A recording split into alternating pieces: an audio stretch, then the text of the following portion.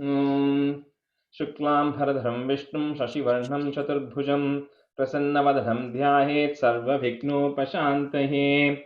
ॐ सहना भवतु सहनौ भुनक्तु सह वीर्यं करवावहै तेजस्विनावधीतमस्तु मा विद्विषावहै। ॐ शान्तिः शान्तिः शान्तिः। अगजानन पद्मार्कं गजाननमहर्निशम् अनेकदन्तं भक्तानाम् एकदन्तमुपास्महे। श्रीमहागणपतये नमः। गुरवे सर्वलोकानां भिषजे भवरोगिणां निधये सर्वविद्यानां श्रीदक्षिणामूर्तये नमः।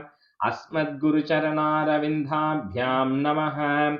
वसुदेवसुतं देवं कंसचाणूरमर्दनं देवकी परमानन्दं कृष्णं वन्दे जगद्गुरुं। ज्ञानानन्दमयं देवं निर्मलस्फटिकाकृतिम् आधारं सर्वविद्यानां श्रीहयग्रीवमुपास्महे। श्रीहयग्रीवमूर्तये नमः। सरस्वती नमस्तुभ्यं वरदे कामरूपिणि विद्यारम्भं करिष्यामि सिद्धिर्भवतु मे सदा। श्रीमहासरस्वत्यै नमः। उमाकोमलहस्ताब्ज सम्भावितललाटकं हिरण्यकुण्डलं वन्दे कुमारं पुष्करस्रजं। வெற்றிவேல் முருகனுக்கு ஹர ஹரோஹரா. லோகவீரியம் மகாபூஜ்யம் சர்வரக்ஷாகரம் விபும் பார்வதி ஹிருதயானந்தம் சாஸ்தாரம் பிரணமாம்யகம். சுவாமியே சரணமையப்பா. वागर्ताविव सम्पृक्तौ वागर्तप्रतिपत्तये जगतः पितरौ वन्दे पार्वती परमेश्वरौ। श्रीपार्वती परमेश्वराभ्यां नमः। कोमलं कूजयन् वेणुं श्यामलोऽयं कुमारकः वेदवेद्यं परब्रह्म तस्मै श्रीगुरवे नमः।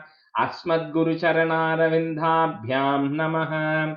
श्रीकृष्ण गोविन्द हरे मुरारे श्रीनाथ नारायण वासुदेव। श्रीकृष्ण गोविन्द हरे मुरारे श्रीनाथ नारायण वासुदेव। श्रीकृष्ण गोविन्द हरे मुरारे श्रीनाथ नारायण वासुदेव। पीताम्बरं करविराजितचक्रशङ्खकौमोदकी सरसिजं करुणासमुद्रं राधासहायम् अतिसुन्दरमन्दहासं वातालयेशम् अनिशं हृदि भावयामि। कृष्णो रक्षतु मां चराचरगुरुः कृष्णं नमस्ये सदा। कृष्णे नैव सुरक्षितोऽहमसकृत् कृष्णाय दत्तं मनः। कृष्णादेव समुद्भवो मम विभो कृष्णस्य दासोऽस्म्यहम्। कृष्णे भक्तिरचञ्चलास्तु भगवन्। हे कृष्ण तुभ्यं नमः। श्रीगुरुवायूरप्पा शरणं। नम्राणां सन्निधत्ते सततमपि पुरस्तैरणभ्यर्थितानपि अर्थान् कामानजस्रं वितरति परमानन्दसान्द्रां गतिं च। इत्थं निःशेषलभ्यो निरवधिकफलः पारिजातो हरे त्वं क्षुद्रं तं शक्रवाटी ध्रुममभिलषति व्यर्थमर्त्यव्रजोऽयम्। श्रीगुरुवायूरप्पा शरणं। श्रीभट्टपादम् अनिशं हृदि भावयामि। वंशीविभूषितकरात् नवनीरधाभात् पीताम्बरात् अरुणबिम्बफलाधरोष्ठात् पूर्णेन्दुसुन्दरमुखात् अरविन्दनेत्रात् कृष्णात् परं किमपि तत्त्वमहं न जाने। കൈരണ്ടും കൂപ്പി ഞാൻ വീണ്ടുമീറക്കുന്നു നീരജലോചന നിന്നോടായി. ഏതിങ്ങിനു മഞ്ഞനെ കുംഭീരേണ്ടാത്തോരു രീതിയിൽ നീ എന്നെ പാലിക്കെന്നായി. കൃഷ്ണ ഹരേ ജയ കൃഷ്ണ ഹരേ ജയ കൃഷ്ണ ഹരേ ജയ കൃഷ്ണ ഹരേ. Everyone, welcome to the class. Let's see who else is missing.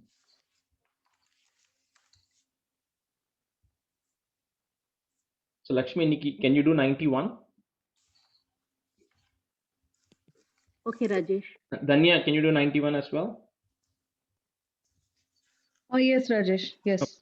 So, and then Kashyap, you and Jayashree, you can be a student, right, today? Sure. Okay. Okay. Vallava. Nijalamingo, Lakshmi. Shri Krishnaya Parabrahmane Namaha Bhakti Mahatvam. Shri Krishna Tvatpadopasanam Abhetamam Bhadamitra Mityartha Drishtehe Martyasyartasya Manye Vyapasarati Bhayam Yena Sarvatmanaiva Yattavatvat Pranitaniha Bhajana Vidhin Astitho Mohamarge Dhavannapyavrtakshak Skalatina Kuhachit Deva Devakhilatman Bhuman Kayena Vacha Muhurapi Manasa Twadbala Yadyat Kurve Samastam Tadiha Paratare Tvayasa Varpayami Jatyapiha Swapakah Tvai Mihitamana Karmavagindriyartha Prano Vishwam Punite Natu Vimukhamana Tvatpadad Vipravaryaha भीतिर्नाम द्वितीयाद् भवति ननु मनः कल्पितं च द्वितीयं तेनैकाभ्यासशीलो हृदयमिह यथा शक्तिबुद्ध्या निरुन्ध्यां माया विद्धेतु तस्मिन् पुनरपि न तथा भाति मायाधिनाथं तं त्वां भक्त्या महत्या सततमनुभजन्नीश भीतिं विजह्याम् भक्तेरुत्पत्ति वृद्धि तव चरणजुषां संगमेनैव पुंसाम् आसाध्ये पुण्यभाजां श्रियैव जगति श्रीमतां संगमेन तत्संगो देव भूयान् मम खलु सततं तन्मुखादुन्मिषद्भिः उन्मिषद्भिः त्वन्माहात्म्यप्रकार्त्यैर्भवति च सुदृढा भक्तिरुद्धूतपापा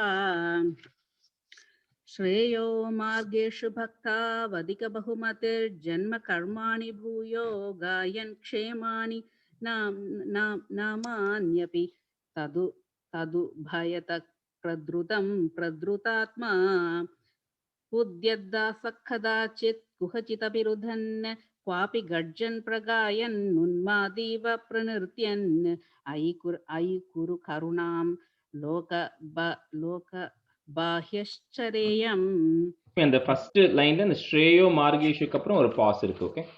Okay. Shreyo Repeat it, that's fine. Go to the next one. Okay. भूतान्येतानि भूतात्मकमपि सकलं पक्षि मत्स्यान् मृगादीन् मर्त्यान् मित्राणि शत्रूनपि यमितमतिस्त्वन्मयान् यानमानि त्वत्सेवायां हि सिद्धेन् मम तव कृपया भक्तिधार्ढ्यं विरागस्तत्त्वस्यावबोधोऽपि च भुवनपते यत्नभेदं विनैव नो मुह्यन् क्षुत्तृडाध्यैर्भव सरणिभवैः त्वन्निलीनाशयत्वात् चिन्ता सातत्यशाली निमिषलवमपि त्वत्पदादप्रकम्पः इष्टानिष्टेषु तुष्टिव्यसनविरहितो मायिकत्वावबोधात् ज्योत्स्नाभिस्त्वन्नखेन्दोः अधिकशिशिरितेनात्मना सञ्चरेयम् भूतेष्वेषु त्वदैकस्मृतिसमधिगतौ नाधिकारोऽधुना चेत् त्वत्प्रेम त्वत्कमैत्री जडमिति शुकृपा Jadamati Shukrupa. जडमति शुकृपा द्वित्सु भूयादुपेक्षा अच्छायां वा समक्षा कुतुकम् उरुतर श्रद्धया वर्धतां मे त्वत्संसेवी तथाभि द्रुतमुपलभते भक्तलोकोत्तमत्वम्. Lokottamatvam. करेक्ट. भक्तलोकोत्तमत्वम्. आवृत्य त्वत्स्वरूपां क्षितिजलमरुडाद्यात्मना विक्षिपन्ति जीवान् भूयिष्ठकर्मावलि विवशगतीन् दुःखजाले क्षिपन्ति In the first, त्वन्मा sorry, in the first, Avritya Tvat Swarupam. I think you said correct. Swarupam, Chunil. Okay. त्वत्स्वरूपं त्वन्मायामाभिभून्माम् अयि भुवनपते कल्पते तत् प्रशान्त्यै त्वत्पादे भक्तिरेवेत्यवददै विभो सिद्धयोगी प्रबुद्धः दुःखान्यालोकजन्तुष्वलम् उदितविवेकोऽहमाचार्यवर्यात् लब्ध्वा त्वद्रूपतत्त्वं गुणचरितकथाद्युद्भवद्भक्तिभूमा मायामेनां तरित्वा परमसुखमये तत्पदे मोदिता हे Tvatpade. करेक्ट मायामेनां तरित्वा परमसुखमये त्वत्पदे मोदिता हे तस्यायां पूर्वरङ्गः पवनपुरपते नाशया शेषरोगान् श्रीकृष्णाय परब्रह्मणे नमः Very good. श्रीकृष्णाय परब्रह्मणे नमः। श्रीकृष्ण त्वत्पदोपासनमभयतमं बद्धमित्यार्थदृष्टेः मत्यस्यार्थस्य मन्ये व्यपसरति भयं येन सर्वात्मनैव यत्तावत् त्वत्प्रणीतानिह भजनविधीन् आस्थितो मोहमार्गे धावन्नप्यावृताक्षस्फलति न कुहचित् देवदेवाखिलात्मन् भूमन् कायेन वाचा मुहुरपि मनसा त्वद्बलप्रेरितात्मा यद्यत् कुर्वे समस्तं तदिह परतरे त्वय्यसावर्पयामि जात्यापीह श्वपाकः त्वयि निहितमनः कर्म वागिन्द्रियार्थप्राणो विश्वं पुनीते न तु विमुखमनास्त्वत्पदाद्विप्रवर्यः भीतिर्नाम द्वितीयाद्भवति ननु मनः कल्पितं च द्वितीयं तेनैक्याभ्यासशीलो हृदयमिह यथा शक्तिबुद्ध्या निरुन्ध्यां माया विद्धेतु तस्मिन् पुनरपि न तथा भाति मायाधिनाथं तं त्वां भक्त्या महत्या सततमनुभजन्नीश भीतिं विजह्याम् भक्तेरुत्पत्तिवृद्धि अवचरणजुषां सङ्गमेनैव पुंसाम् आसाध्ये पुण्यभाजां श्रिय इव जगति श्रीमतां सङ्गमेन तत्सङ्गो देव भूयान्मम खलु सततं तन्मुखादुन्मिषद्भिः त्वन्माहात्म्यप्रकारैर्भवति च सुदृढा भक्तिरुद्धूतपापा श्रेयो मार्गेषु भक्तावधिक बहुमतिर्जन्म कर्माणि भूयो गायन् क्षेमाणि नामान्यपि तदुभयतः प्रद्रुतात्मा उद्यद्धासः कदाचित् कुहचिदपि रुदन् क्वापि गर्जन् प्रगायन् उन्मादीव प्रनृत्यन् अयि कुरु करुणां लोकबाह्यश्चरेयम् भूतान्येतानि भूतात्मकमपि सकलं पक्षिमत्स्यान् मृगादीन् अर्त्यान् मित्राणि शत्रूनपि यमितमतिस्त्वन्मया ज्ञानमानी त्वत्सेवायां हि सिद्ध्येन्मम तव कृपया भक्तिदार्ढ्यं विरागत् त्वत्सेवायां हि सिद्ध्येन्मम तव कृपया भक्तिदार्ढ्यं विरागत् त्वत्तत्त्वस्यावबोधोऽपि च भुवनपते यत्नभेदं विनैव. Tanya, the third line ending on the viragas is. அதுதான் என்னமோ இருக்கு. I couldn't read it. Okay. Yeah, I'll try to chant that again. त्वत्सेवायां हि सिद्ध्येन् मम तव कृपया भक्तिदार्ढ्यागस्त्वत्तत्त्वस्यावबोधोऽपि च भुवनपते यत्नभेदं विनैव नो मुह्यन् क्षुत्रिडाद्यैर्भवसरणिभवैः त्वन्निलीनाशयत्वात् चिन्ता सातत्यशाली निमिषलवमपि त्वत्पदादप्रकम्पः इष्टानिष्टेषु तुष्टिव्यसनविरहितो मायिकत्वावबोधात् ज्योत्स्नाभिस्पन्नखेन्दोः अधिकशिशिरितेनात्मना सञ्चरेयम् भूतेष्वेषु त्वदैक्यस्मृतिसमधिगतौ नाधिकारोऽधुना चेत् त्वत्प्रेम त्वत्कमैत्री जडमतिषु कृपा दित्सु भूयादुपेक्षा अर्चायां वा समर्चा कुतुकमुरुतर श्रद्धया वर्धतां मे तत्संसेवी तथापि द्रुतमुपलभते भक्तलोकोत्तमत्वम् आवृत्य त्वत्स्वरूपम् क्षितिजलमरुदाध्यात्मना विक्षिपन्ति जीवान् भूयिष्ठकर्मावलिविवशगतीन् दुःखजाले क्षिपन्ति त्वन्मायामाभिभून्मामयि भुवनपते कल्पते तत्प्रशान्त्यै त्वत्पादे भक्तिरेवेत्यवददै विभो सिद्धयोगी प्रबुद्धः दुःखान् यालोक्यजन्तुष्वलमुदितविवेकोऽहमाचार्यवर्यात् लब्ध्वा त्वद्रूपतत्त्वं गुणचरितकथाद्युद्भवद्भक्तिभूमा मायामेनां तरित्वा परमसुखमये त्वत्पदे मोदिता हे तस्यायं पूर्वरङ्गः पवनपुरपते नाशया शेषरोगान्. Very good. Okay, so we'll go to 92. So the 92 and the meaning separate anuparing, so we can go with the class. Okay, stanza 1.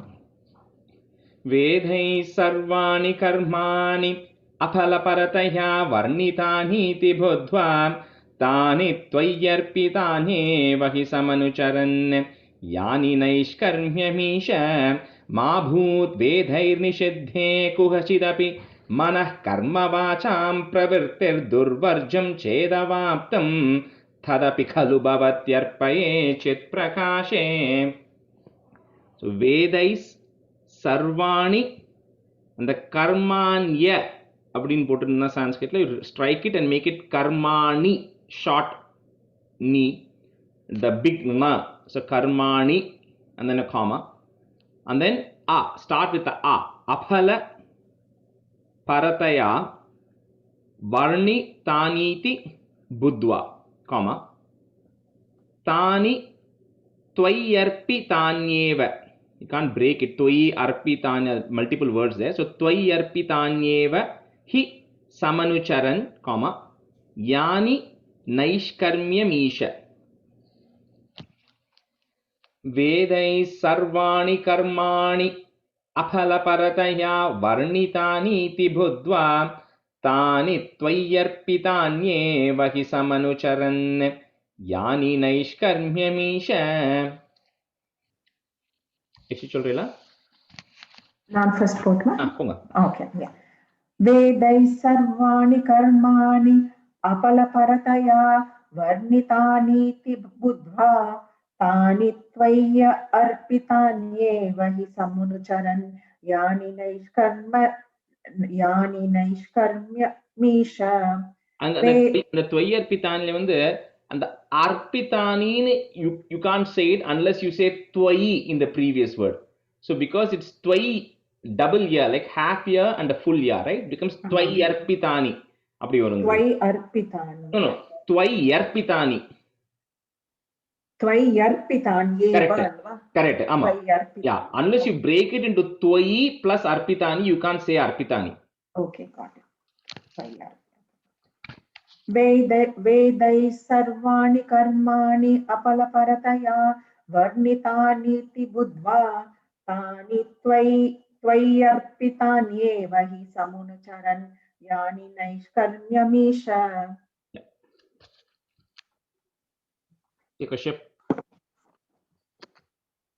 Wait, about 1 second. I had to call someone so I can see the next dasakam or the next chapter, not the next paragraph. Okay. Say, Yeah. Uma, just chant the first two lines till he's back. Sorry, sure. वेदैः सर्वाणि कर्माणि अफलपरतया वर्णितानीति बुद्ध्वा तानि त्वय्यर्पितान्येव हि समुनचरन् यानि नैष्कर्म्यमीश वेदैः सर्वाणि कर्माणि अफलपरतया वर्णितानीति बुद्ध्वा तानि त्वय्यर्पितान्येव हि समुनचरन् यानि नैष्कर्म्यमीश. Yeah. And the karmani and sarvani is the short ni, okay? So just be careful, that's all. Ma bhut vedair nishiddhe kuhachidapi, comma, manaha, so you can put that her to join. So manah karma vacham pravritti, and then put a plus. And then say it along with the ir from the next line. So pravrittir durvarjam. Okay, and the verj on top of all of that in Sanskrit there will be a ir. So on the first one you say it with pravrittir, then durvarjam chedavaptam, comma, tadapi khalu bhavatyarpaye chit prakashe. Ma bhut vedhair nishidhe kuhachidapi manah karma vacham pravrittir durvarjam chedavaptam tadapi khalu bhavatyarpaye chit prakashe. मा भूद वेदैर्निषिद्धे कुहचिदपि मनः कर्मवाचं प्रवृत्तिर्दुर्वर्जं चेदवाप्तं तदपि खलु भवत्यर्पये चित्प्रकाशे. मा भूद वेदैर्निषिद्धे कुहचिदपि मनः कर्मवाचं प्रवृत्तिर्दुर्वर्जं चेदवाप्तं तदपि खलु भवत्यर्पये चित्प्रकाशे. You said the ma bood, not boodal. Verum bood. That's what I like. Ma bood. Okay, thank you. Ma bud vedair nishide kuhachidapi nishidde kuha chidapi mana karma vacham pravrittir durvarjam chedavaptam tadapi kalu bhavat yarpaye chit prakashe. The kuhachidapi kapran kashyap there's a pause and then continues. Ma bud vedair nishidde kuhachidapi mana karma vacham pravrittir durvarjam chedavaptam tadapi kalu bhavat yarpaye chit prakashe. Stanza 2. Yastvanyah karma yogah thava bhajanamayas tatra chabhishtamurtim hridyam satvaika rupam drishadi hridimrade kwapi va bhavayitva pushpair gandhair nivedhyairapi cha virachitaih shaktito bhakti putaihi nityam varyam saparyam bhidadadhai vibho tvat prasadam bhajeyam. Yastvanyah is there, so put a ih to join. So yastvanyah karma yogaha. So visarga after ga, yogaha, and then comma. And then if you have a is there, then remove it off. It becomes tava bhajanamayas tatra chabhishta murtim, comma, hridyam satvaika rupam, comma, drishadi hridi mridi kwapi va bhavayitva. Yastvanyah karma yogah tava bhajanamayas tatra chabhishtamurtim hridyam satvaika rupam drishadi hridimrade kwapi va bhavayitva. Yastvanyah karma yogah tava bhajanamayastatra chabhishtamurtim hridayam satvaika rupam. Hridyam.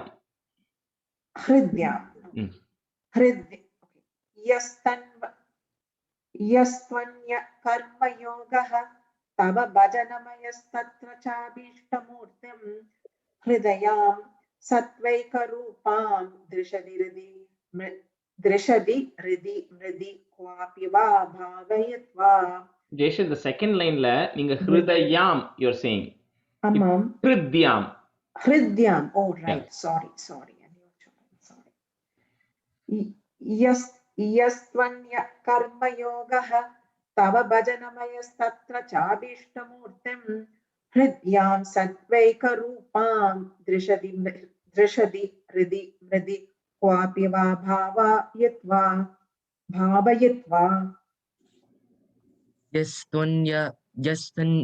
यस्त्वन्यः कर्मयोगः तव भजनमयस्तत्र चाभीष्टमूर्तिं हृद्यां सत्त्वैकरूपां दृशति हृदि मृदि क्वापि वा भावयित्वा The yastvanyah, you have to put that h to join after the first word.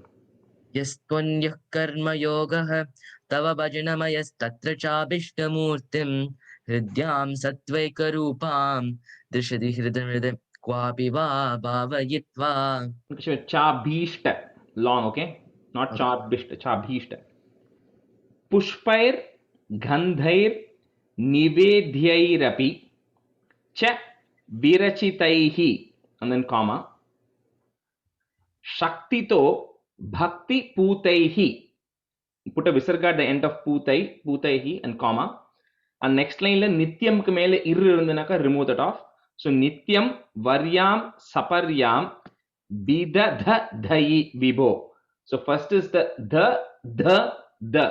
so vidadhai vibho tvat prasadam bhajeyam. Pushpair gandhair nivedhyairapi cha virachitaihi shaktito bhakti putaihi nityam varyam saparyam vidadhai vibho tvat prasadam bhajeyam. So Rajesh, the fourth line la enga break pandrel after After Vibho. Vibho. After Vibho. Yeah, after Vibho there is a comma.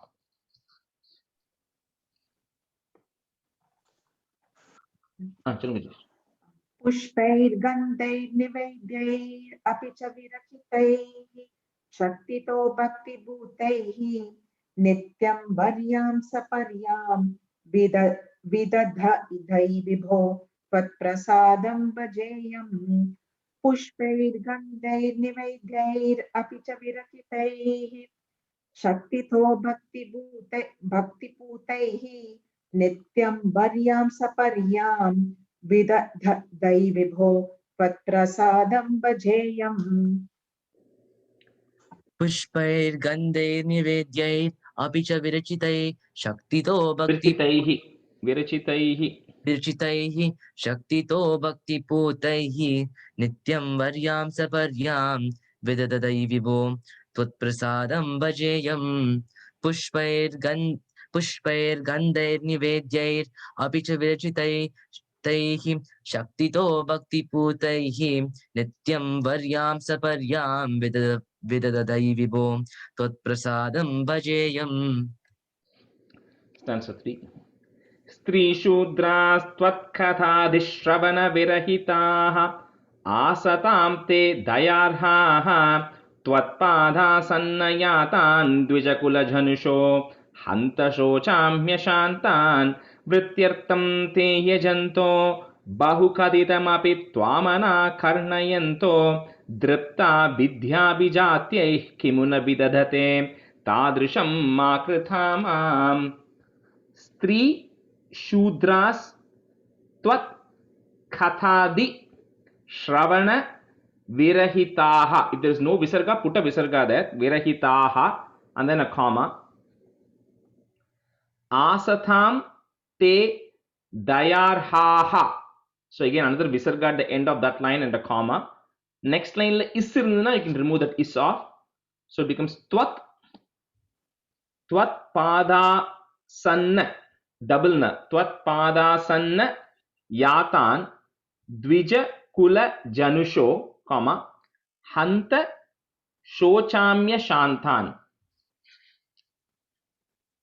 strishudras tvat kathadishravana virahitaah asatam te dayarhaah tvat pada sanna yatan dvija kula janusho hanta shochamya shantan. Rajesh, there's a comma only at the end of the first line. Huh? And then the virahitaha, Shravana virahitaha. Oh, anga comma.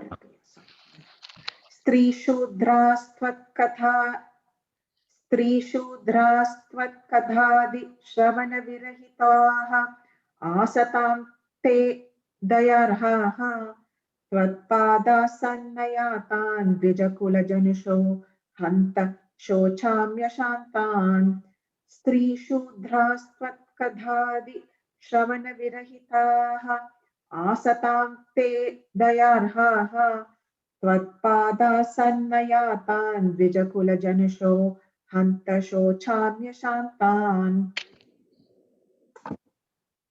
त्रिशूद्रास्त्वत्कदादि श्रवणविरहिताः आसतां ते दयार्हाः त्वत्पादासन्नयातान् द्विजकुलजनुषो हन्तशोचां यशान्तान् स्त्रीशूद्रास्त्वत्कदादि श्रवणविरहिताः आसतां ते दयार्हाः त्वत्पादासन्नयातान् द्विजकुलजनुषो हन्तशोचां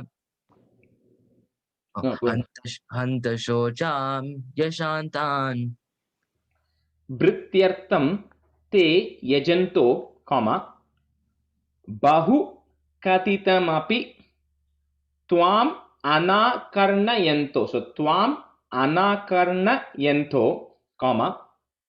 dripta vidyabhijatyaihi.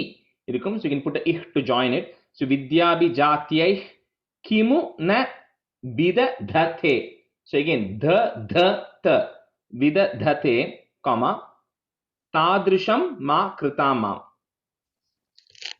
Vrityartam te yajanto bahukatitamapi tvamana karnayanto dripta vidyabhijatyaihi kimuna vidadhate tadrisham ma kritama. वृत्त्यर्थं ते यजन्तो बहुकथितमपि त्वामनाकर्णयन्तो धृत्वा विद्याभिजात्यै किमु न विदधते तादृशं मा कृथा माम्. This is the last line. Dripta, not driptva. Oh, sorry. Dripta. Okay. वृत्त्यर्थं ते यजन्तो बहुकथितमपि त्वामनाकर्णयन्तो धृप्ता विद्याभिजात्यै किमु न विदधते तादृशं मा कृता माम्. वृत्त्यर्थं ते यजन्तो बहुकथितमपि त्वामनाकर्णयन्तो दृप्ता विद्याभिजात्यै किमु न विदधते तादृशं मा कृता माम्. वृत्त्यर्थं ते यजन्तो बहुकथितमपि त्वामनाकर्णयन्तो दृप्ता विद्याभिजात्यै किमु न विदधते तादृशं मा कृता माम्. Stanza 4. Papoyam Krishna Ramethyabhilapati Nijam Guhitam Duscharithram Nirlajjasyasya Vacha Pahutara Kataniyani me Vignitani Bhrata me Vandyashilo Bhajati Kila Sada Vishnu Mitham Budamste Nindantyuchchairhasanti Tvai Nihitamatin Tadrisham Makritamam. So, Papoyam Krishna Ramet Yabhilapati. You can't break it. So, Rama iti abhilapati, three different words. So, Ramet Yabhilapati, Nijam Guhitam Duscharithram, Nirlajjasyasya. So, have ja and then a full ja. So, Nirlajjasyasya Vacha, Bahutara Kathaniyani me Vignitani. So Rajesh, and the Krishna Rame தானே ராமியே கிடையாது இல்லையா? Rame. ராமே.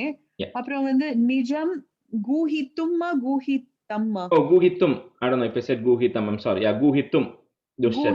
Okay, Guhitum Duscharithram. Correct. Yes. Okay, thank you. Papohyam Krishna Ramethyabhilapati Nijam Guhitum Duscharithram निर्लज्जस्यास्य वाचा बहुतर कथनीयानि मे विघ्नितानि. पापोऽयं कृष्णरामेत्य विलपति निजं गूहितुं दुश्चरित्रं निर्लज्जस्यास्य वाचा बहुतर कथनीयानि मे विघ्नितानि. पापोऽयं Ending tani is the short need. Yeah. पापोऽयं कृष्णरामेत्य विलपति निजं गूहितुं दुश्चरित्रं निर्लज्जस्यास्य वाचा बहुतर कथनीयानि मे विघ्नितानि.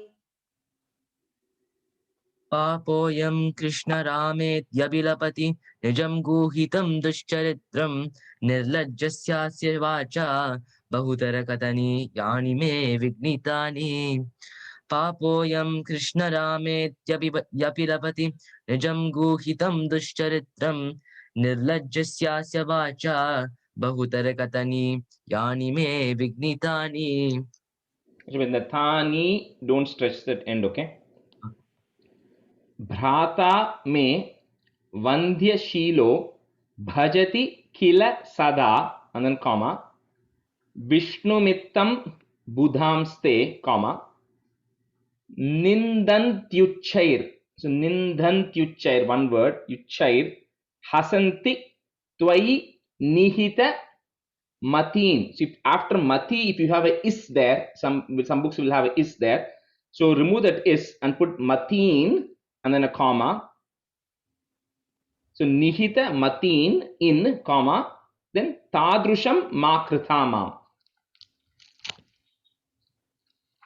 भ्राता मे वन्द्यशीलो भजति किल सदा विष्णुमित्थं बुधांस्ते निन्दन्त्युच्चैर्हसन्ति त्वयि निहितमतीन् तादृशं मा कृता माम्. भ्राता मे वन्द्यशीलो भजति किल सदा विष्णुमित्थं बुधांस्ते निन्दन्त्युच्चैर्हसन्ति त्वयि निहितमतीन् तादृशां मा कृता माम्. அந்த last lineல நிந்தந்த் ஒரு இத்து இருக்காங்க. Yeah, nindantya. Okay, நிந்த்யந்த் நிந்தந்த் युच्चैर्हसन्ति. निन्दन् युच्चैर्हसन्ति. அது தாத்ருஷம், not தாத்ருஷாம். तादृशं. Yeah. Right? Okay. भ्राता मे वन्द्यशीलो भजति किल सदा विष्णुमित्थं बुधांस्ते निन्दन्त युच्चैर्हसन्ति त्वयि निहितमतीन् तादृशं मा कृता माम्. And the third emphasize, I mean, since not a full tha, right? It's only half tha. So nindant ittu da adu. Nindant. Okay, okay, repeat பண்ணலாமா? நிந்தந்த யுச்சைர்ஹசந்தி. Nindant yuchai. Nindant uccai. Yeah, that's it. Okay. भ्राता मे वन्द्यशीलो भजति किल सदा विष्णुमित्तं बुधांस्ते निन्दन्त्युच्चैर्हसन्ति त्वयि निहितमती तादृशं मा कृता माम्. So when the matin in, you have to put the in there, right? After mati. In or im? In, n, in. Bhrata me van. Sorry, Rajesh, I had a question there too. Imnu potrukku ennoda bookla. Yes. It is in because in the nihita matin, that's a white word. Okay, thank you. Yeah. Bhrata me vandyashilo bhajati kila sada vishnumittam budhamste nindantyucchairhasanti tvai nihitamatin tadrisham ma krita maam. Stanza 5. श्वेतच्छाह्यं कृते त्वां मुनिवरवपुषं प्रीणयन्ते तपोभिः त्रेतायां सुक्सृवाद्यङ्कितमरुणतनुं यज्ञरूपं यजन्ते सेवन्ते तन्त्रमार्गैः बिलसधरिगतं द्वापरे श्यामलाङ्गं नीलं सङ्कीर्तनाध्यैरिह कलिसमये मानुषास्त्वां भजन्ते. So இதுல வந்து இந்த இதுல what you're saying is in the first Satya Yugathla, the God is worshipped, God is white in color, white is the color, and the worship is through meditation. And then when you come to Treta Yugam, then he is red complexion, and the worship is through Yajnam. And then in the Dwapara Yugam, he is black in color, and the worship is through Tantra Margam. And then in Kali Yugam, Krishna's blue color, blue is the color, and the worship is through Bhakti Margam. So those are the 4 ways in which the thing is changing through the 4 yuga. That's what this is telling.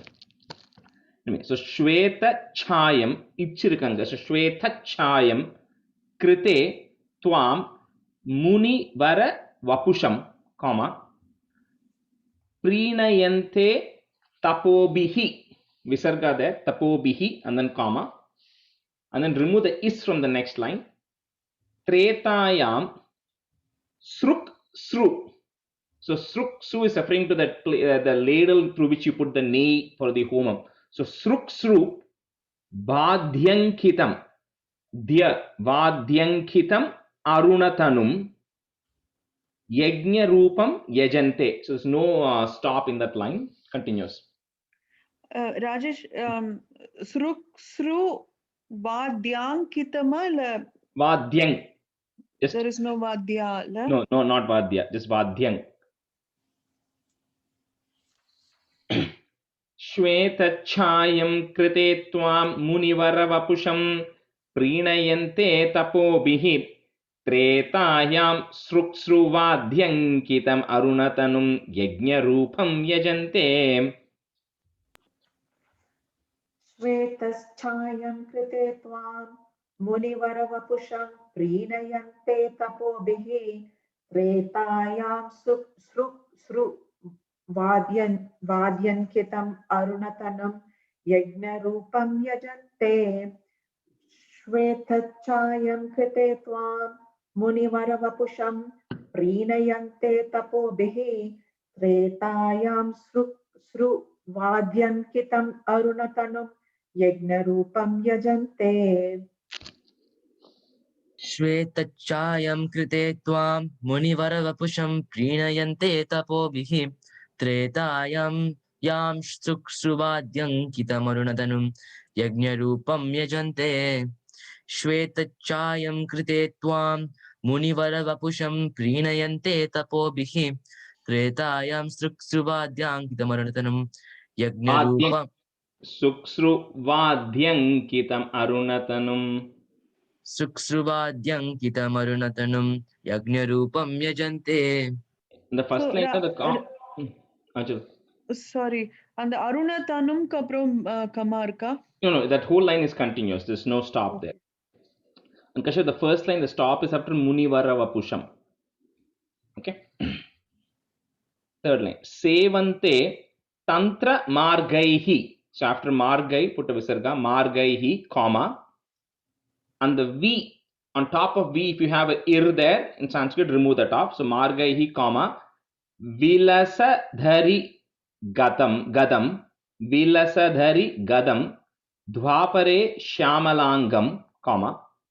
Neelam Sankirtanadhyair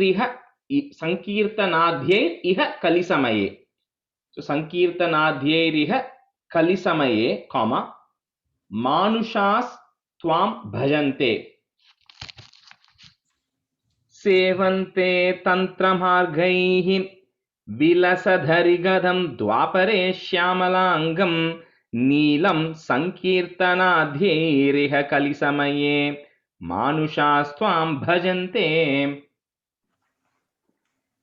सेवन्ते तन्त्रमार्गैः विलसदरिगदं द्वापरे श्यामलाङ्गं नीलं सङ्कीर्तनादैरिह कलिसमये मानुषास्त्वां भजन्ते सेवन्ते तन्त्रमार्गैः विलसदरिगदं द्वापरे श्यामलाङ्गं नीलं सङ्कीर्तनादैरिह कलिसमये Manushastvam bhajante.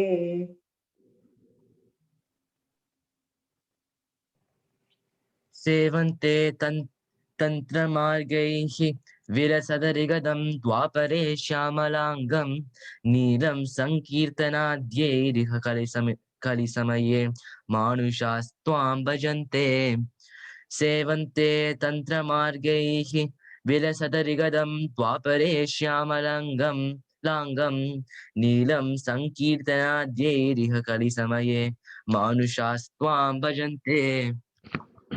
Stanza 6. सोऽयं कालेय कालो जयति मुररिपो यत्र सङ्कीर्तनाद्यैः निर्यत्नैरेव मार्गैरखिलद न चिरात् त्वत्प्रसादं भजन्ते जातास्त्रेता कृताधावपि किल खलौ सम्भवं कामयन्ते दैवात् तत्रैव जातान् विशरसैर्मा विभो वञ्चयास्मान्. सोऽयं कालेय कालो जयति मुररिपो कॉमा यत्र sankirtanadhyaihi. So visarga at the end, sankirtanadhyaihi comma.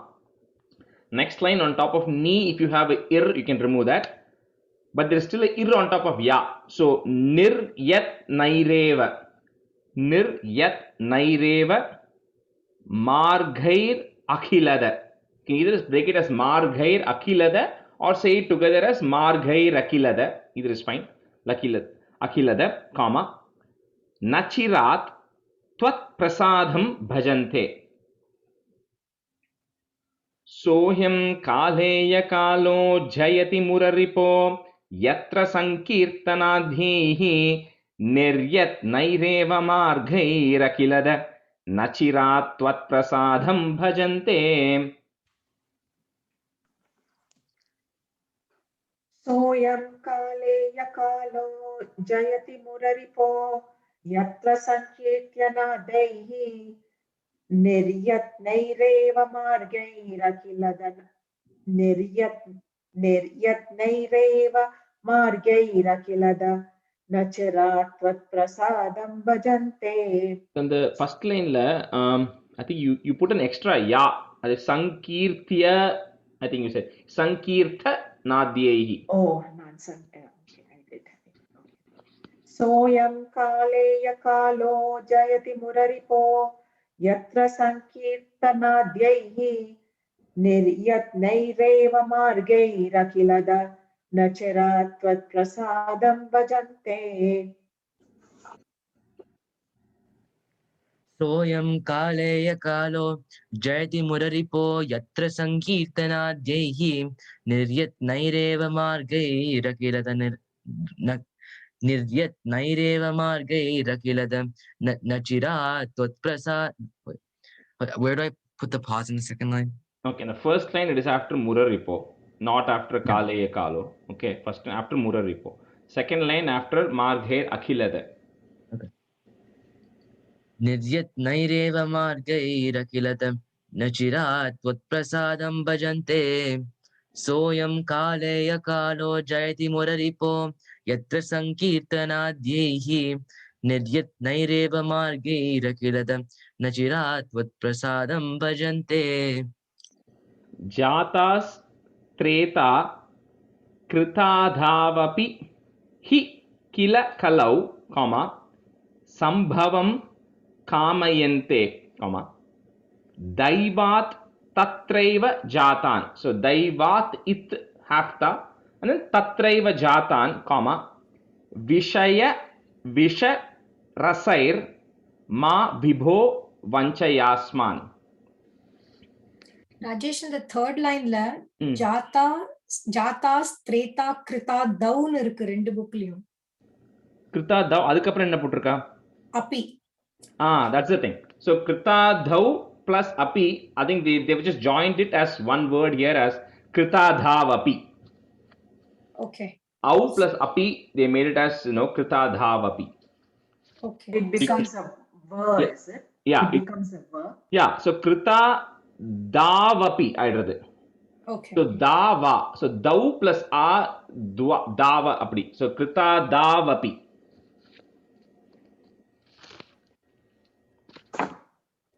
Got it, Uma? Yeah, thank you. जातास्त्रेता कृता धावपि हि किल कलौ संभवं कामयन्ते दैवात् तत्रैव जातान् विषय विशरसैर्मा विभो वञ्चयास्मान्.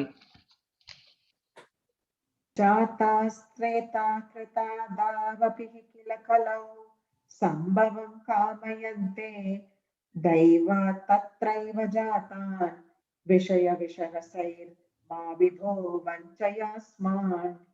जातास्ते त्रेता कृतदाव अपि किल कलौ सम्भवं कामयन्ते दैवात् तत्रैव जातान् विषय विशरसैर्मा विभो वञ्चयास्मान्. சும்மா அந்த மாதிரி scenariosல both of them are correct only. It is just whether they are writing it as two different words or writing it as one word. That's really the it doesn't, nothing is wrong with it. Both are correct. It's just a sandhi. That's it. So Rajesh, just for clarification, then in that case, could you say krita dau api? Yeah, you can say jata streta krita dhau api hi kilakalau. Oh, okay. You can Okay. absolutely say that. Yeah. Okay. Because that is if you literally, sorry, Jayesh, you mute la pesren. Sorry, because my book also has krita dau. Okay. I mean, we can just keep it that way. I don't know what other books, you know. என்னோட I have a very old book from 90s. அதுல வந்து கிருதாதா வப்பின்னு தான் போட்டிருக்கு. Yeah, தௌ இல்ல. just a matter of whether it's one word or two words. Okay, as long as it is not incorrect. It's not, both are absolutely correct. Okay. It's just Okay. literally it is krita dhau apihi kilakalau is a right split of words, but because they put it as a single word in most of the books, it is krita dhav apihi kilakalau. That's it. Both are correct. It's the exact same word actually. So not even about correct or wrong. Okay, Shiv. Yeah. जातास्त्रेता कृतादौ अपि हि किल कलौ सम्भवं कामयन्ते दैवात् तत्रैव जातान् विषय विशरसैर्मा विभो वञ्चयास्मान्. जातास्त्रेता कृतादौ अपि हि किल कलौ सम्भवं कामयन्ते कामयन्ते दैवात् तत्रैव जातान् विषय विशरसैर्मा विभो वञ्चयास्मान्. English is it say au? Where? No, the way you said it, you said krita dau api, but in English does it say krita dau and api or krita dhav api? Krita dau api. Anyway, it doesn't matter. I think you guys whatever you feel comfortable. Krita dhav api is how I say it because that's how it is in my book. So 7. Bhaktastavat kalau syuh dramila bhuvitato bhurishastatra chochaihi कावेरीं ताम्रपर्णीं अनुकिल कृतमालां च पुण्यां प्रतीचीं हामामप्येतदन्तर्भवमपि हि विभो किञ्चिदञ्चद्रसं त्वय्याशा पाशैर्निबध्य भ्रमयन भगवन् पूरयत्वन्निषेवाम्. Bhaktas tavat kalau syuhu. So put a visarga after you, syuhu, comma. And then after, on top of dra, if you have a ir, remove that out. Dramila bhuvi tato bhurishas tatra chochaihi. Chochaihi, comma. Kaverim tamraparnim anu kila.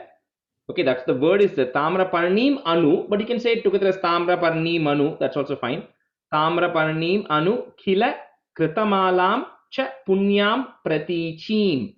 So no stop in that line, continuous. Pratichim. Bhaktas tavat kalau syuhu dramila bhuvitato bhurishastatra chochaihi कावेरीं ताम्रपर्णीं अनुकिल कृतमालां च पुण्यां प्रतीचीम्.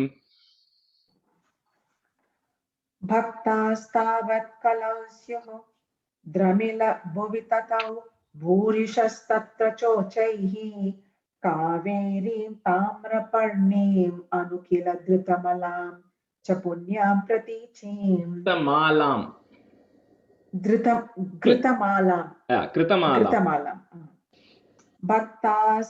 भक्तास्तावत् कलौ स्युः द्रमिलभुविततौ भूरिशस्तत्र चोचैः कावेरीं ताम्रपर्णीम् अनुकिल घृतमालां च पुण्यां प्रतीचीम्. Kritamalam is referring to the Vaigai rivers. That's what is that river. Oh, okay. Rajesh, sorry, anga kuda krita as in KR or grita as in GH. Ana enga book la grita na potruk GHR. It's definitely Kritamalam. Krita, okay. Kena. Because Okay, idu vandu thank you. this also comes in I think Matsya Avataratla this Kritamalan varum. It's referring to that Vaigai river. So it's Kra only. Okay, thank you. Okay, it's not G, is it? It's not G, it's Ka. Oh, okay. भक्तास्तावत् कलौ स्युर्द्रमिलभुविततो Kalausyuhu.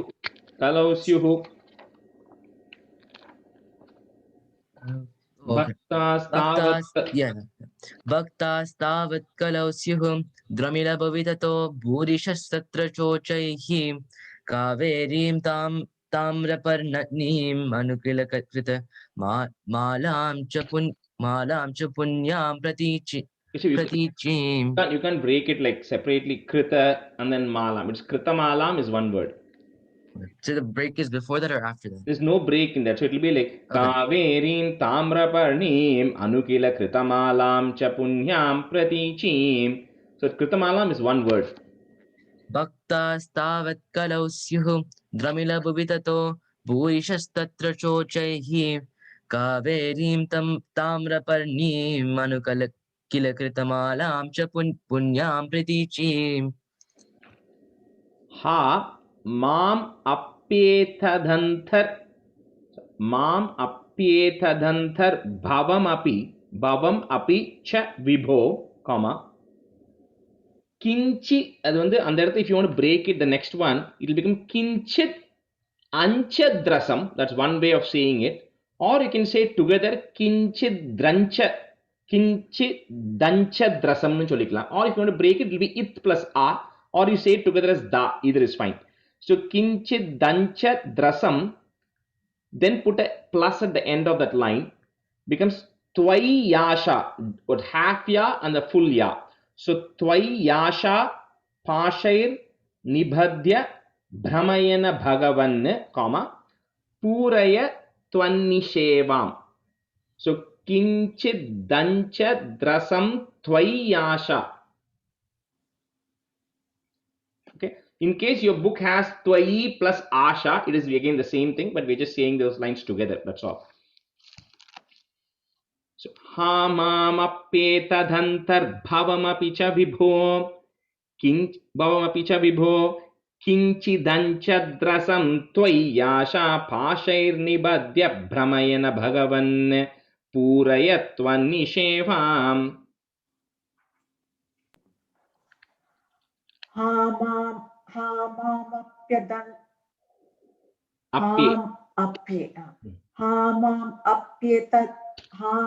apyetadantar bhavamapi cha vibho kinchidanchadrasam tvayasha pashay nibhadyai brahmayana bhagavan purayatvannishevam. Nibadya சொன்ன மாதிரி இருந்து nibadya. Okay, one second. Hamamapyetadantar bhavamapi cha vibho kinchidanchadrasam tvayasha pashay nibhadya brahmayana bhagavan puraya tvannishevam. Yeah. Hamam apyetadantar bhavamapi cha vibho kinchidanchadrasam tvai asha pashair nibadya brahmayana bhagavan purayatvannishevam. Hamam apyetadantar bhavamapi cha vibho kinchidanchadrasam tvai asha pashair nibadya brahmayana bhagavan purayatvannishevam. Puraya, you say purayat or it's purayatvannishevam. 8. दृष्ट्वा धर्मद्रुहं तं कलिमपकरुणं प्राङ्महीक्षित् परीक्षित् हन्तुं व्याकृष्टखड्गोऽपि न विनिहितवान् सारवेदी गुणांशात् त्वत्सेवाद्याशु सिद्ध्ये दशदिह न तथा त्वत्परे चैष भीरुः यत्तु प्रागेव रोगाधिभिरपहरते तत्र शिक्षयेऽहं दृष्ट्वा धर्मद्रुहं तं कलिम् अपकरुणं कलि so kalim apakarunam comma prang mahikshit parikshit so put a it at the end parikshit comma so next line வந்து if you have a the and then another the at the bottom remove that and put ha hantum so it's parikshit plus hantum is the right word so hantum vyakrishta khadgopi na vinihitavan comma सारवेधी गुणांशात् so the parikshit Rajesh, Vinihatavana, Vinihitavana.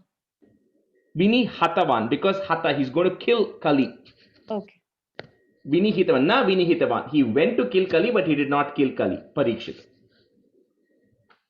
So hata is the right word there. So hantum, so he tries to kill, which is the hantum vyakrishta khadgopi with a sword, but na Vinihitavan, but he did not kill. दृष्ट्वा धर्मद्रुहं तं कलिमपकरुणं प्राङ् महीक्षित् परीक्षित् हन्तुं व्याकृष्टखड्गोऽपि न विनिहतवान् सारभेदी गुणांशात् दृष्ट्वा धर्मद्रुहन्तं कलिम् अपकरुणं प्राङ्महीक्षित् परीक्षित हन्तुं व्याकृष्टखड्गोऽपि न विनिहतवान् सारवेदी गुणांशात् दृष्ट्वा धर्मद्रुहं तं कलिम् अपकरुणं प्राङ्महीक्षित् परीक्षित हन्तुं व्याकृष्टखड्गोऽपि न विनिहतवान् सारवेदी गुणांशात्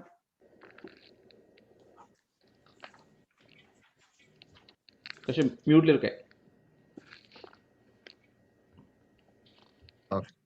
दृष्ट्वा धर्मद्रुहं तं कलिमपकरुणं प्राण्महीक्षित् परीक्षित् हन्तुं व्याकृष्टखड्गोऽपि न विनिहतवान् सारवेदी गुणांशात् दृष्ट्वा धर्मद्रुहं तं कलिमपकरुणं प्राण्महीक्षित् परीक्षित् हन्तुं व्याकृष्टखड्गोऽपि न विनिहतवान् सारवेदी गुणांशात् त्वत् सेवाध्याशु next word on the you can say siddhyet asadiha that's one way of saying it siddhyet it plus asadiha or you can say it together as siddhye dasadiha that's also fine so siddhye dasadiha na tatha comma tvatpare chaisha biruhu so put a visarga at the end there biruhu next on top of that year remove the ir so yattu prageva rogadibir you can say rogadibir apaharate or together rogadibira paharate one word okay whichever you find easy apaharate comma tatraha shikshayainam त्वत्सेवाद्याशु सिद्ध्येत् असदिह न तथा त्वत्परे चैषभीरुः यत्तु प्रागेव रोगाधिभिरपहरते तत्र शिक्षयेऽहम् त्वत्सेवाद्याशु सिद्धेत असदिह न तथा त्वत्परे चैषभीरुः यत्तु प्रागेव रोगादिभिरपहरते तत्र शिक्षयेऽहम् त्वत्सेवाध्याशु सिद्धेत असदिह न तथा त्वत्परे चैषभीरुः यत्तु प्रागेव रोगादिभिरपहरते तत्र शिक्षयेऽहम्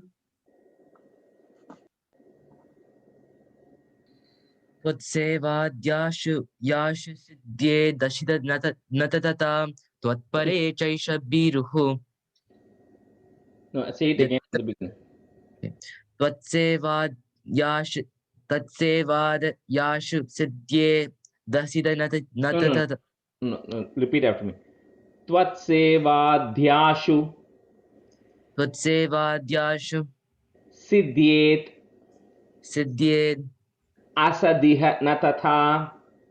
असदिह न तथा त्वत्परे चैष बीरुः यत् प्रागेव रोगाद्दिभिरपहरते तत्र शिक्षयैनं त्वत्सेवाद्याशु सिद्ध्येद् असदिह न तथा त्वत्परे चैष बीरुः यत् प्रागेव रोगाद्दिभिरपहरते तत्र शिक्षयैनं.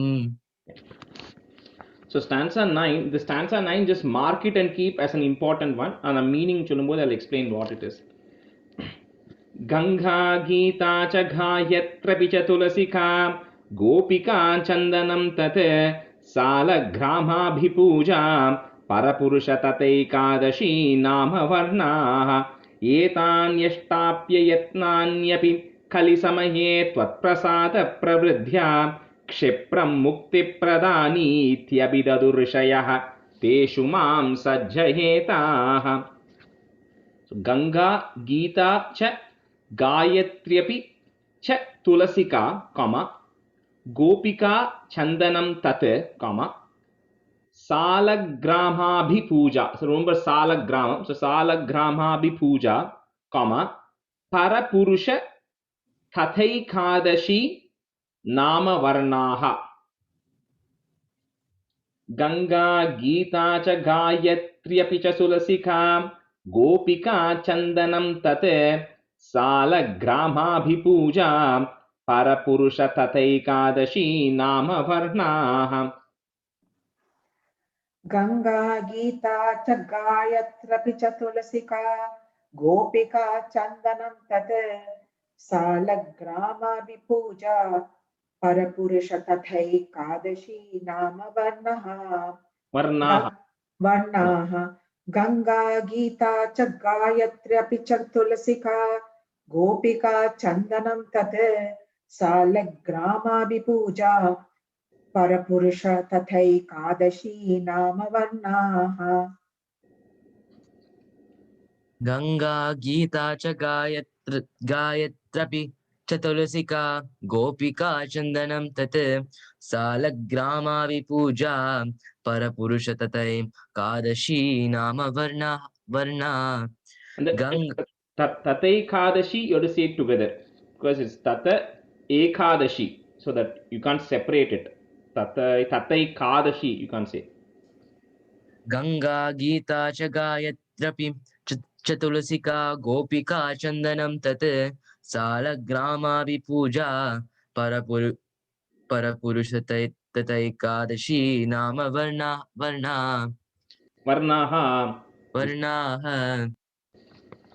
Etan Yashtapya, or you can't break it there. So Etan Yashtapya Yatnanyapi, comma, Kalisamaye Tvat Prasada Pravridhya, comma, Kshipram Mukti Pradhanithyabidhaduhu. That word also you cannot break, so you have to say it in one shot only. Pradhanithyabidhaduhu. So put a ir there to join it. So Pradhanithyabidhadur Rishayaha. So after Rishaya, put a Visarga, Rishayaha, comma. There will be is there, remove that is. Teshumam Sajjayetaha. Rajesh, or what in the third line Tirupi Cholungo? Etan Yashtapya. Etan Yashtapya Yatnanyapi. Yapiya. Yapi. எங்க புக்ல யைன்னு போட்டிருக்கு. But Rajesh, in the 9th shloka வந்து என்னோட இந்த பாலக்காடு என்னோட அத்தை group எல்லாம் வந்து they chant this as part of Dhyana shloka. Even though என்னோட புக்ல யை போட்டாலும் I remember them saying as yapi. Because it is actually because it's not actually yapi கிடையாது. It's because etani api.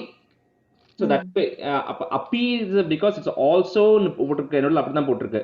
So atyani ethani ashtapi, these 8 also. So I'll go for check on that and see if it is why it is yapi or why it can be yae. Okay, so now the follow up பண்றேன் அதை. Okay, but it will be ethan yashtapya yatnan yapi னு போட்டிருக்கு. But I'll check if it's yae என்னன்னு பார்த்துக்கலாம். Anyway, இப்போதைக்கு we'll keep it as yapi and go forward. Okay. Okay. வேற என்ன இருந்தது அதுல? No, I think this was the only one. Okay. இன்னொன்னு வந்து தத்பிரசாத பிரசித்தியான்னு போட்டிருக்கு. Pravridhyanam. Pravridya is the right thing there. Pravridana, vru, not bra. Vru. No, yeah, vru. Okay, and then abhi on the 4th line, Shipram Mukti Pradani Tyabhi Dadur Rishayah. Correct. In the Rishi Rishayah. Correct. Yeah. Okay. Correct. Literally means sages. So Rishayah then it's Rishi. So Rishi is one, Rishayah is like many. So sages. So ethan yashtapya yatnanyapi kalisamahe tvatprasada pravridhya kshipram mukti pradani tyabidhadur rishayah teshu mam sajjayetah. एतान्यष्टाप्य यत्नान्यपि कलिसमये त्वत्प्रसाद प्रविद्या क्षिप्रं मुक्तिप्रदानीत्यभिदधुर्विषयः तेषु मां सज्जयेताः एतान्यष्टाप्य यत्नान्यपि कलिसमये त्वत्प्रसाद प्रविद्या क्षिप्रं मुक्तिप्रदानीत्यभिदधुर्विषयः तेषु मां सज्जयेताः एतान् यष्टाप्ययतन यपि कालिसमये त्वत्प्रसाद प्रविद्या क्षिप्रं मुक्तिप्रदानी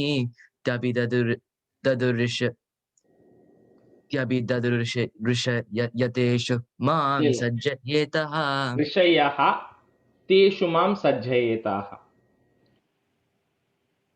This is a little bit in the last two stanzas. You got to be a little careful. The words are a little complicated. The letters that are coming. Okay.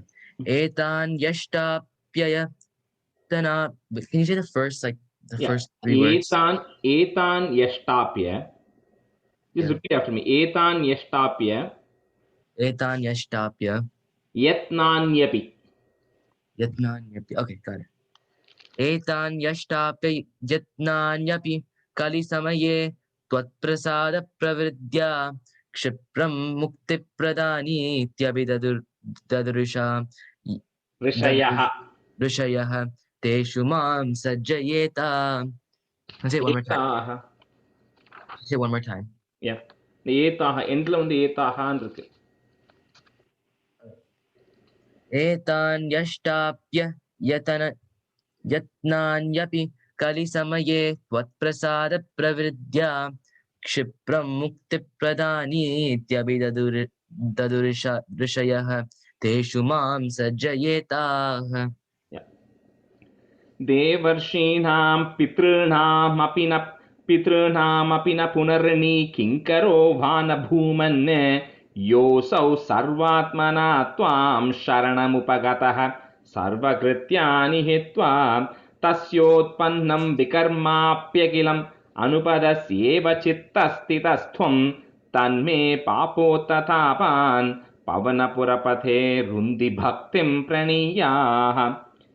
Devarshinam pitru, so it's a double r, pitrunamapi na punaha is there, so put a ir, so punar rini, the same rishi rini kinkaro va sa bhumanne, so no stop there, all the way to the end, bhumanne yosau sarvatmana tvam sharanam upagataha.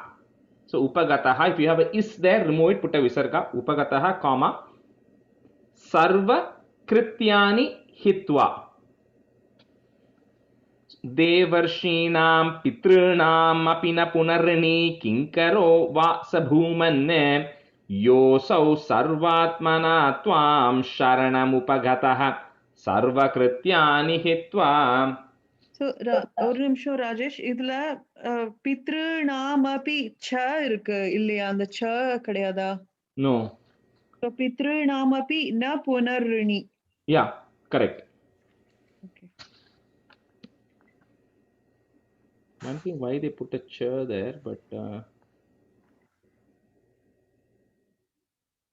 I'll go check why that even has a ch there. But anyway, go ahead, Jesh.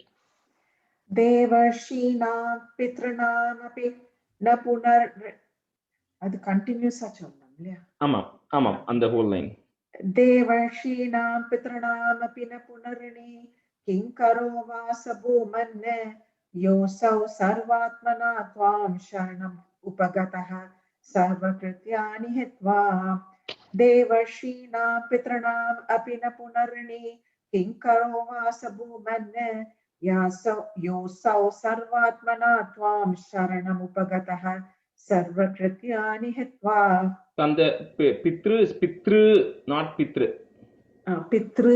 Okay. Yeah, double. Yeah. Pitru.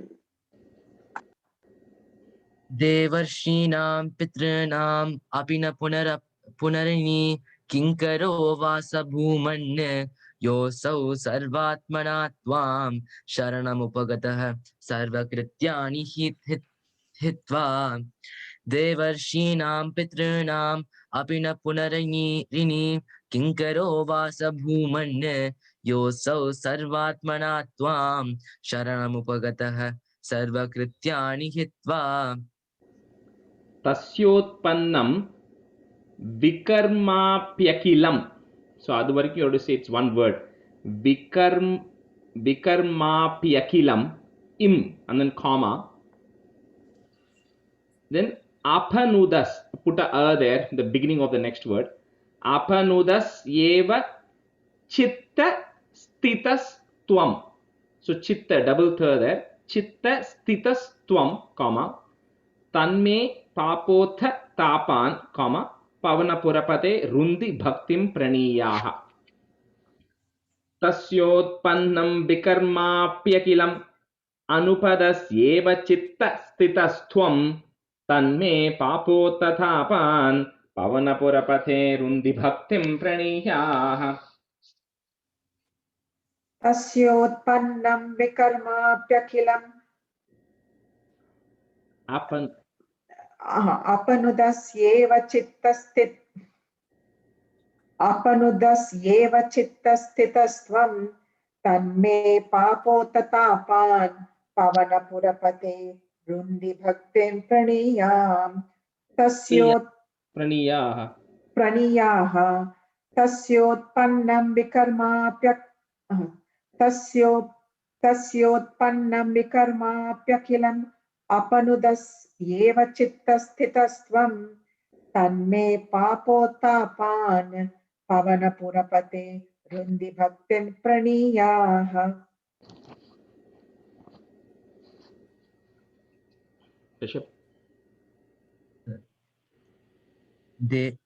तस्योत्पन्नं विकर्माप्यखिलमपनुदस्येव चित्तस्थितस्त्वं तन्मे पापोत्तापान् पवनपुरपते रुन्धि भक्तिं प्रणीयाः. Akilam kapran, there's a pause, third line. तस्योत्पन्नं विकर्माप्यखिलम् अपनुदस्येव चित्तस्थितस्त्वं तन्मे पापोत्तापान् पवनपुरपते रुन्धि भक्तिं प्रणीयाः. Mute lille. Sorry. Okay, Shri Krishnaya Parabrahmane Namaha. Okay, let's go to 97. I wanted to finish a little bit more today, but Paklam will at least do a couple of stanzas of 97. So in the after 90, all chapters are a little tough. Generally, because it's like the story elang kadiyadhu complicated philosophy nala, it's like, it's this should be okay. But your explanations were awesome. 90, all the explanations. Yeah, this is கொஞ்சம் difficult also, right? Because it's like little complicated. Anyway, so the 97 one, it's two parts to it. One of them is like a prayer for devotion. Second half is around Markandeya story. So stanza 1. त्रैगुण्याद् भिन्नरूपं भवति हि भुवने हीनमद्योत्तमं ह्यत् ज्ञानं श्रद्धा च कर्ता वसतिरपि सुखं कर्म चाहारभेदाः त्वत्क्षेत्रत्वन्निषेवादितु इति तु यदिह पुनस्त्वत्परं तत्तु सर्वं प्राहुर्नैर्गुण्यनिष्ठं तदनु भजनतो मंक्षु सिद्धो भवेयम्. So त्रैगुण्याद् भिन्न रूपं भवति हि भुवने कॉमा हीन मध्योत्तमं यत् कॉमा ज्ञानं श्रद्धा च कर्ता कॉमा वसतिरपि सुखं कर्म चाहार भेदाः. त्रैगुण्याद् भिन्न रूपं भवति हि भुवने हीनमद्योत्तमं यत् ज्ञानं श्रद्धा च कर्ता वसतिरपि सुखं कर्म चाहार भेदाः. त्रैगुण्याद् भिन्नरूपं भवति हि भुवने त्रैगुण्याद् भिन्नरूपं भवति हि भुवने हीनमध्योत्तमं यतः मध्योत्तमं यत् त्रैगुण्याद् भिन्नरूपं भवति हि भुवने हीनमध्योत्तमं यत् ज्ञानं श्रद्धा च कर्ता वसतिरति सुखं कर्म चाहार भेदाः. So the second line, Jayashree, it's not jnanam kadiyad, jnanam. Jnanam, yeah, I always make that. Traigunyad bhinna rupam bhavati hi bhuvane हीनमद्योत्तमं यत् ज्ञानं श्रद्धा च कर्ता वसतिरपि सुखं कर्म चाहार भेदाः. त्रैगुण्याद् भिन्नरूपं भवति हि भुवने हीनमद्योत्तमं यत् ज्ञानं श्रद्धा च कर्ता वसतिरपि च सुखं कर्म चाहारभेदाः. वसतिरपि च इल्ल वेरुम वसतिरपि सुखं. त्रैगुण्याद् भिन्नरूपं भवति हि भुवने हीनमद्योत्तमं यत् ज्ञानं श्रद्धा च कर्ता वसतिरपि सुखं कर्म चाहारभेदाः. The karta kapram comma, then vasatirapi sukham is together, okay? Tvat kshetra twan nishevaditu comma yadiha punas tvat param tattu sarvam comma prahur nairgunya nishtham. So prahur नैर्गुण्य निष्ठम कॉमा तदनु भजनतो मंक्षु सिद्धो भवेयम्. त्वत्क्षेत्रत्वन्निषेवादितु यदिह पुनस्त्वत्परं तत्तु सर्वं प्राहुर्नैर्गुण्यनिष्ठं तदनु भजनतो मंक्षु सिद्धो भवेयम्. त्वत्क्षेत्रत्वं निषेवादितु यदिह पुनस्त्वत्परं तत्तु सर्वं प्राहुर्नैर्गुण्यनिष्ठं तदनु भजनतो मंक्षु सिद्धो भवेयम्. त्वत्क्षेत्रत्वं निषेवादितु यदिह पुनस्त्वत्परं तत्तु सर्वं प्राहुर्नैर्गुण्यनिष्ठं तदनु भजनतो मंक्षु सिद्धो भवेयम्. Rajesh, the last line la pause and the nishtam kaprama illa tadanu bhajanato. Nishtam kapram. Okay, thank you. त्वत्क्षेत्रत्वन्निषेवादितु यदिह पुनस्त्वत्परं तत्तु सर्वं प्राहुर्नैर्गुण्यनिष्ठं तदनु भजनतो मंक्षु सिद्धो भवेयम्. त्वत्क्षेत्रत्वन्निषेवादितु यदिह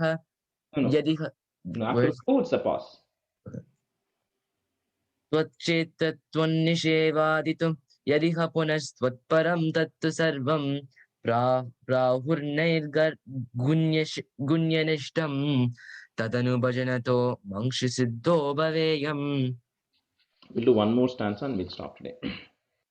त्वय्येव न्यस्तचित्तः सुखमयि विचरन् सर्वचेष्टास्त्वधर्तं त्वद्भक्तैः सेव्यमानानपि चरितचरान् आश्रयन् पुण्यदेशान् दस्यौ विप्रे मृगादिष्वपि च सममतिः मुच्यमानावमानस्पर्धासूयादिदोषः सततमखिलभूतेषु सम्पूजये त्वाम्.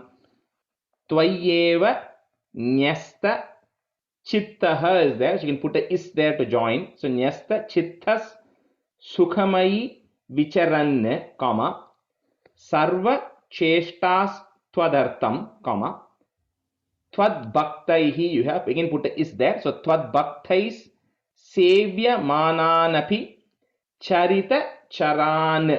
So charita charan in and then comma. The next line starts with the a. आश्रयन् पुण्यदेशान्.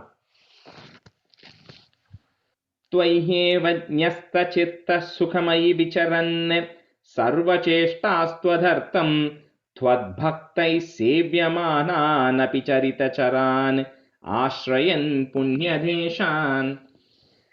त्वय्येव न्यस्तचित्तः सुखमयि विचरन् सर्वचेष्टास्त्वधर्तं त्वद्भक्तः सेव्यमानानपि चरितचरान् आश्रयन् पुण्यदेशान्. त्वद्भक्तैः. And the second line la comma ve illaya. Charitacharan kapram comma. Oh, I missed that. त्वय्येव न्यस्तचित्तः सुखमयि विचरन् सर्वचेष्टास्त्वधर्तं त्वद्भक्तैः सेव्यमानानपि चरितचरान् आश्रयन् पुण्यदेशान्.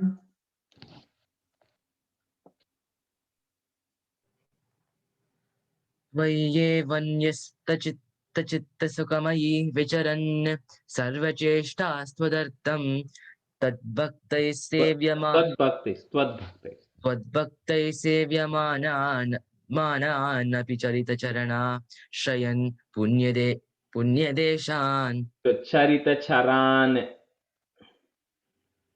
Charitacharan आश्रयन् पुण्यदेशान्. त्वय्येव न्यस्तचित्तः त्वय्येव न्यस्तचित्तः सुखमयि विचरन् सर्वचेष्टास्त्वदर्थं त्वद्भक्तैः सेव्यमानानपि चरितचरणा आश्रयन् चरान् आश्रयन् पुण्यदेशान्. दस्यौ विप्रे मृगादिष्वपि च samamatihi. So visarga there, samamatihi and then comma. Then on top of mu, if you have a ir, remove that off. So muchya manava mana, put a plus. Spardha suyadi doshaha and then comma. Satatam akhila bhuteshu sampujaye tvam. दस्यौ विप्रे मृगादिष्वपि च सममतिः मुच्यमानावमानस्पर्धा सूह्यादिदोषः सततमखिलभूतेषु सम्पूजये त्वाम्. दस्यौ विप्रे मृगादिष्वपि च सममतिः मुच्यमानावमानस्पर्धा सूह्यादिदोषः सततम् अखिलभूतेषु सम्पूजये त्वाम्. दस्यो विप्रे मृगादिष्वपि च सममतिः मुच्यमानावमानस्पर्धा सूह्यादिदोषः सततम् अखिलभूतेषु सम्पूजये त्वाम्. दस्यो विप्रे मृगादिष्वपि च सममतिर्मुच्यमानावमाना सममतिः comma. दस्यो विप्रे मृगादिष्वपि च मृगादिष्वपि च सममतिः मुच्यमानावमान स्पर्धासूयादिदोष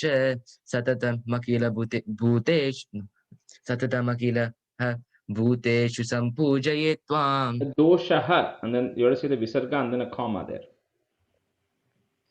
दस्यो विप्रे मृगादिष्वपि च सममतिः मुच्यमानावमान स्पर्धासूयादि दोषः सततमखिलभूतेषु सम्पूजये त्वाम्. We'll stop it here for today. Shri Krishna Parabrahmane Namaha. Sandhanandhavabodhatmakamanupamitam kaladeshabadebhyam nirmuktam nityamuktam nigamashatasahasrena nirbhasyamanam aspashtam drishtamatre punarurupurushartatmakam brahmatattvam tattavat bhadi sakshat gurupavanapure hanta bhagyam jananam. कायेन वाचा मनसेन्द्रियैर्वा बुद्ध्यात्मना वा प्रकृते स्वभावात् करोमि यत् सकलं परस्मै नारायणायेति समर्पयामि.